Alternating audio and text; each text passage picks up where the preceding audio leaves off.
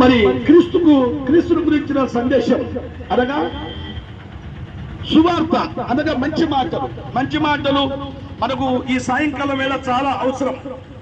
కానీ మనం తెల్లారుతుంది, పొద్దుముకుతుంది, వర్షాకాలం వస్తుంది, ఎండాకాలం వస్తుంది, చలికాలం వస్తుంది, అన్ని కాలాలకు దేవుడు ఇచ్చాడు. మానవుడు అన్ని కాలాల్లో మరి ఎండను అనుభవిస్తున్నాడు, ఇలాగే వర్షాన్ని అనుభవిస్తున్నాడు, చలికాలాన్ని అనుభవిస్తున్నాడు. దేవుడిచ్చిన ఆకాశం నుండి వచ్చే వర్షాన్ని పంట రూపంగా, పైరు రూపంగా ఇలాగా ఎంతగానో ఆనందిస్తున్నాడు. కానీ ఈ ఆనందం ఎంతవరకు అంటే 60-70 సంవత్సరములే. అధిక బలం ఉంటే 80 సంవత్సరములు. అదియో ఆయాసకరము, దుఃఖకరం. ఓ సోదరులారా ఆలోచించండి మీరు. ఎందుకంటే ఈ 60-70 సంవత్సరాలు దాటిపోయిన పిదప మనము మరలా మన సొంత ఇంటికి చేరాలి. అది ఆకాశమందు ఉంది. అందుకే పరిశుద్ధ గ్రంథం బైబిల్ చదివిస్తుంది, నరులారా తిరిగి రండి, మీరు మంచివారు కనుక మరలా మట్టికి చేరండి, మీలో ఉన్న ఆత్మ నాది కనుక మీరు పరలోక రాజ్యం చేరాలని దేవుని వాక్యం సెలవిస్తుంది.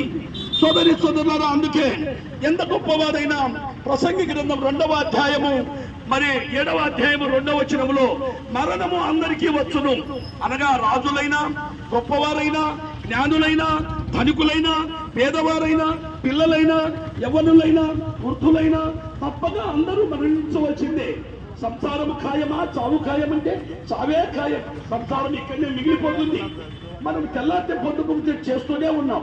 ఈ జానడు పట్ట కొరకు, కూటి కొరకు కోటి విద్యలు చేస్తున్నాం. కానీ శాశ్వతంగా ఏది ఉండదు. మనతో అన్ని వెళ్ళిపోతాయి. కాలము మరి ఎగతించగానే అన్ని వెళ్ళిపోతాయి. మనం ఎలా వచ్చాము తల్లి గర్భంలో, అలాగనే ఒక రోజు మనము వెళ్ళాల్సి ఉంది. అందుకే ప్రభు ఈ 2026 సంవత్సరాల క్రితం ఈ భూమి దిగి వచ్చి యేసుక్రీస్తు ప్రభు సెలవిచ్చాడు, కాలము సంపూర్ణమై ఉన్నది, దేవుని రాజ్యము సమీపించి ఉన్నది, అందరూ అంతగా మారు మనసు పొందండి.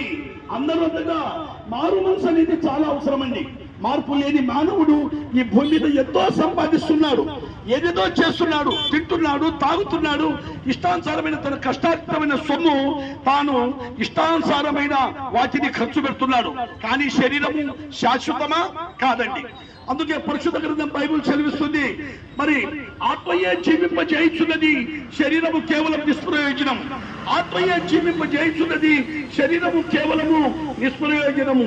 నిష్ప్రయోజనమైన శరీరము కొరకు మానవుడు పరదాని పాటలు పడుతున్నాడు. సోదరులారా ఆలోచించండి. మరి ఇందాక మనం చెప్పుకున్నాం, ఎందుకంటే గొప్పవారేమి, ధనుకులేమి, పేదవారేమి అందరూ మరణించవలసిందేనా? అవును, అందరూ మరణించవలసిందే. కానీ శరీరంతో చేసిన క్రియల వల్ల మరి మానవుడు పాపం తెచ్చుకొని మరి ఇక్కడ పోతున్నాడు, పాతాళానికి, అగ్నిగుండానికి వెళ్ళిపోతున్నాడు. ఒకసారి ఆలోచించండి. అందుకే పరిశుద్ధ గ్రంథం బైబిల్ చదివిస్తుంది, ఏ భేదము లేదు, అందరూ పాపము చేసి ఆ దేవుడు అనుగ్రహించు మహిమను పొందలేకపోతున్నారు. రోమీ రాసిన పత్రిక 6వ అధ్యాయం 23వ వచనములో పాపం వల్ల వచ్చు జీతం మరణం, అయితే దేవుని కృపావరము మన ప్రభు అయిన యేసుక్రీస్తునందు నిత్య జీవము. పాపమనగా ఏమిటి? పాపులు ఎవరు? ఎందరు పాపులు? ఎవరు పాపులనగా యోహాను రాసిన మొదటి పత్రిక 2వ అధ్యాయము 4వ వచనములో ఆజ్ఞాతిక్రమమే పాపము. దేవుడు మరి ఏదైతే చేయవద్దని చెప్పినాడో అదే మానవుడు చేస్తున్నాడు. ఒకటి, వ్యభిచారము చేయవద్దని చెప్పాడు. రెండోది ఏమని చెప్పాడు? ఆయన మానవుడికి వ్యభిచరించువాడు, వ్యభిచరిస్తూనే వస్తున్నాడు. రెండోది దొంగతనం చేయవద్దని చెప్పాడు. మూడోది మరి నరహత్య చేయొద్దని చెప్పాడు. నాలుగోది మరి దేవుడు మరి ఇలాగా మరి అనేకమైన అబద్ధములు మాట్లాడకూడదని చెప్పాడు. మానవుడు నరహత్య చేస్తున్నాడు, దొంగతనం చేస్తున్నాడు, మరి అనేకమైన పనులు చేసి ఆ దేవుడు అనుగ్రహించు మహిమను పొందలేకపోతున్నాడు. అందుకే యేసుక్రీస్తు సామాన్యమైన మానవుడుగా వచ్చి తన రక్తాన్ని చిందించి ఆయన మరణించి సమాధి చేయమని 3వ దినమున సజీవుడుగా లేచాడు. సజీవుడైన ప్రభు పిలుస్తున్నాడు, మరి సమస్త భారం వహించున్న ప్రజలారా నా యొద్దకు రండి, నేను మీకు విశ్రాంతి, విశ్రాంతి అండి, విశ్రాంతి దేవుడు ఇస్తున్నాడు. మన ఆత్మలకు విశ్రాంతి ఇస్తున్నా, మన శరీరానికి విశ్రాంతి దొరకదు. ఇక్కడ మన శరీరం మట్టిది కనుక మట్టికి వెళ్ళిపోతుంది.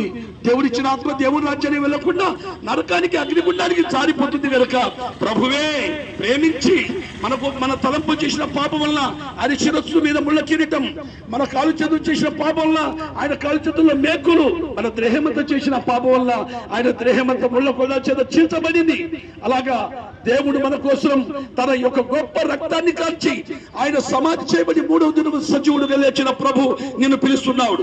ఏ స్థితిలో ఉన్నావో, ఏ పరిస్థితిలో ఉన్నా, ప్రభువా పాపినైనా నన్ను క్షమించు. అందుకే చూశారా, ఇంతవరకు ఎండ భయంకరంగా కొట్టింది, 4 చినుకులు పడగానే చల్లటి గాలి వస్తుంది. దేవుడు ఆకాశము భూమి నిర్మించిన దేవుడు నిన్ను నన్ను కూడా ఆ స్వర్గంలో, ఆ పరలోక రాజ్యంలో, యుగ యుగాలు ఉండే రాజ్యంలో చేర్చడానికే శిలువ మ్రాను మీద బలి అయిపోయి మరణించి సమాధి చేయబడి 3వ దినమున సజీవుడుగా లేచాడు. సజీవుడైన ప్రభు పిలుస్తున్నాడు. నేడే రక్షణ సమయం. ఆలోచించిన నరకం, అగ్నిగుండం, పాతాళం ఉంది. పాతాళములో మరి ఎవరు మరి తప్పించలేరు. అక్కడ ఈ భూమి మీద ఉండే ఎండకే మనము ఎంతో బాధలు పడుతున్నాం. మరి అలాంటి మనలను దేవుడు మరి చల్లటి కొద్ది వర్షం వచ్చిన ఎంతో హాయి అనిపిస్తుంది. ప్రియులారా ఆలోచించండి. ఆ అగ్నిగుండం నుండి తప్పించడానికే ప్రభు అయిన యేసుక్రీస్తు నీ కొరకు నా కొరకు బలైపోయాడు, మరణించాడు, సమాధి చేయబడ్డాడు, 3వ దినమున సజీవుడిగా లేచాడు. సజీవుడైన యేసుక్రీస్తు పిలుస్తున్నాడు. నేనే రక్షణ సమయం. ఆలోచించిన నరకం ఉంది, అగ్నిగుండం ఉంది, పాతాళం ఉంది. ఆ పాతాళం తప్పించుకొని పరలోక రాజ్యం చేరాలని చెప్తూ ఈ మాటలు ముగిస్తున్నాం. మీ కొరకు మా పిల్లలు చక్కగా పరిశుద్ధమైన మరి పత్రికలు ఇస్తున్నారు, చదవండి. మరి చదివి మీరందరూ కూడా మరి అందులో ఉన్న గొప్ప మర్మాన్ని తెలుసుకోండి. ఇది కులము కాదండి, మతము కాదండి, మార్గము, సత్యము, జీవము. ఏసే మార్గము, ఏసే సత్యము, ఏసే నిత్య జీవము.